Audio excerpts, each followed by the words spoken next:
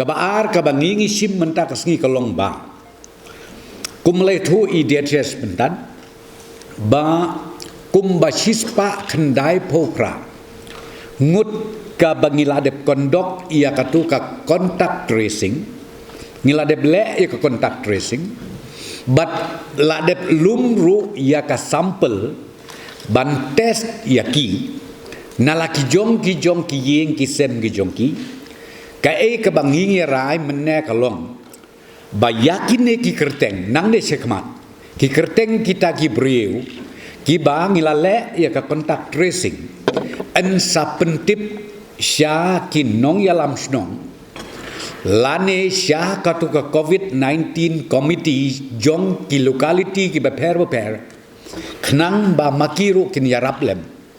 nakaliang ka borsnong ka bortao nakaliang jong ka local committee jong ki ban control lane ban monitor ba kini ki briu kimdei ban ya mixed lane kimdei ban ya sharum chaneng wat hadin bangiyo ya ke report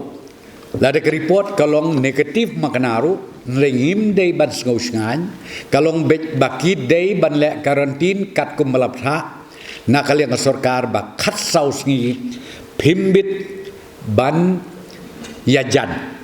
lene ban ya yeng batno na kabenta ke jing sngan na kabenta ke jing bit jing biang lang jong ki snong ki thau bat gajela paro kawai ya kane ke sistem ngin sedang no nadu lasai kasngi that those friends whom we already done the contact tracing Odysseus has mentioned to all of you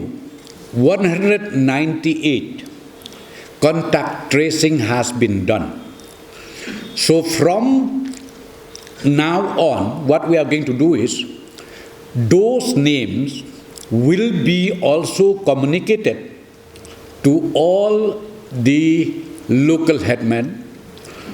or the COVID-19 management committee of the respective locality, requesting them to kindly monitor the movement of these people, because we would like to request them that let them quarantine themselves in the respective houses and don't mix around with your neighbors or with the locality. So from now on, as I said to you, we decided today in the review meeting that DHS, Health Department and even the district administration should immediately inform those people whom we have completed the contact tracing, as long as the sample